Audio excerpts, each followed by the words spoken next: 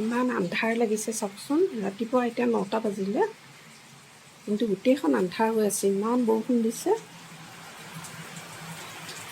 বহুত বৰষুণ। ঘৰখন গোটেইখন এতিয়া একদম আন্ধাৰ লাগিছে। ষ্ট্ৰীট লাইটকেইটাও আকৌ জ্বলাই দিছে।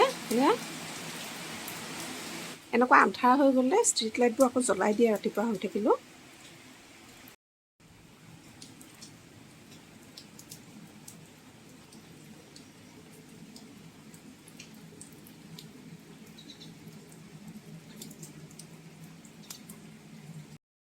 Good morning. ইমান আন্ধাৰ লাগিছে, লাইটটো জ্বলাই দিওঁ। একদম গোটেইখন আন্ধাৰ আন্ধাৰ হৈ গৈছে। এতিয়া পোহৰ লাগিছে। আৰু আজি হ'ল ছানডে, গতিকে ৰাতিপুৱাই ভাবিছোঁ ব্লগ এটা আৰম্ভ কৰোঁ। এতিয়া খাবলৈ লৈছোঁ এয়া চাহ খাবলৈ লৈছোঁ। আজিও অকলে খাইছোঁ চাহ একাপ, কাৰণ হাজবেণ্ড গৈছে অফিচৰ মিটিঙত গুৱাহাটীলৈ, আহিব 2-3 দিনমানৰ পিছত।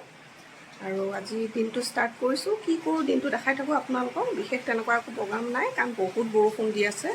গতিকে এনেকুৱা বৰষুণত আৰু ঘৰত থকাই ভাল। গতিকে ব'লক দেখাওঁ আজিও আপোনালোকক কি কৰি থাকোঁ। ব্ৰিটেনিয়া বিস্কুটবোৰ আনিলে এনেকুৱা ভঙা বিস্কুটবোৰতে ইমান ওলায়, আৰু এই বিস্কুটবোৰ কোনেও নাখায়, ময়ে খাব লগা হয়। চবেই গোটা এখন কমপ্লিট বিস্কুটেই বিচাৰে। গতিকে ইমানখিনি বিস্কুট মই কেনেকৈ পেলাই দিম। আৰু আছে কণ্টেইনাৰটোত বিস্কুট, গতিকে ময়ে খাওঁ আৰু এই বিস্কুটৰ টুকুৰাবোৰ। আপোনালোকৰ এনেকুৱা হয়নে ক'বচোন দেই বাৰু। এনেকুৱা বিস্কুটৰ টুকুৰা ওলালে মানে কোনেও নাখায়, লাষ্টত আৰু ঘৰৰ গৃহিণীজনীয়ে খাব লগা হয়।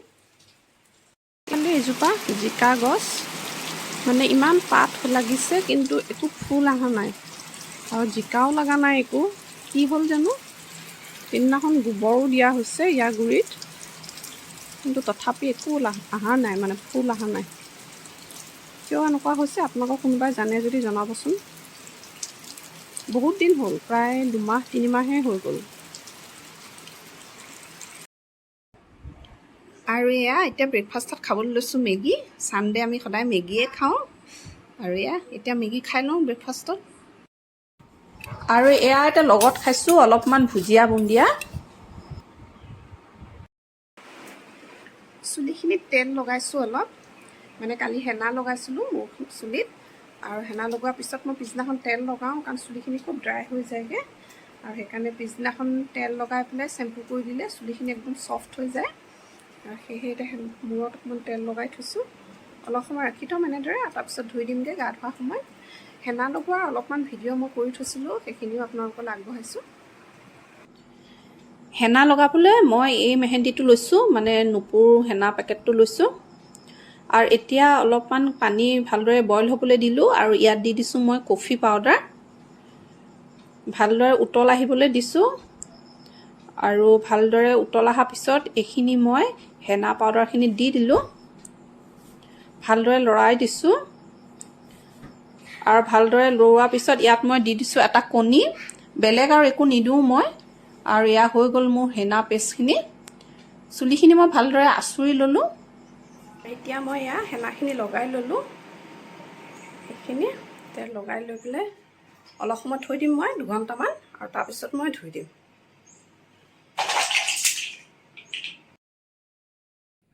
এতিয়া এয়া গা পা ধুই আহিলোঁ।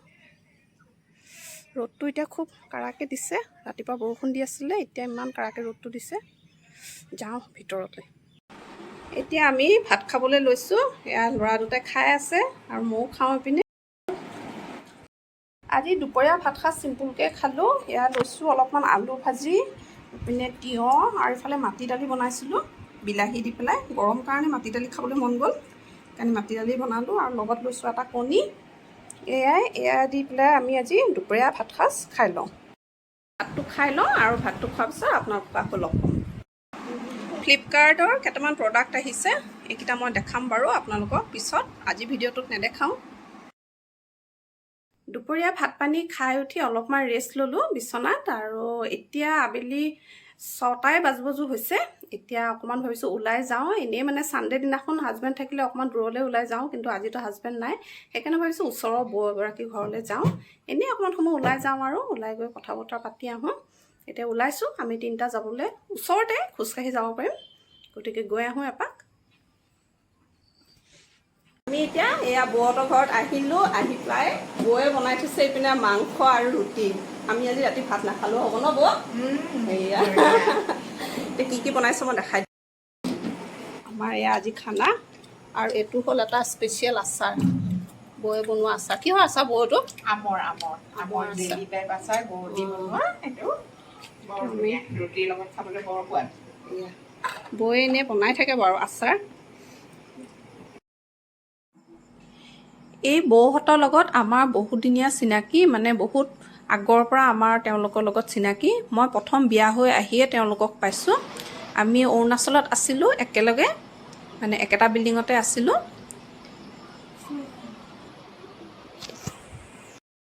আৰু এতিয়া আহি আমি ঘৰ পালোঁহি, অলপ আগতে আহি পাইছোঁহি।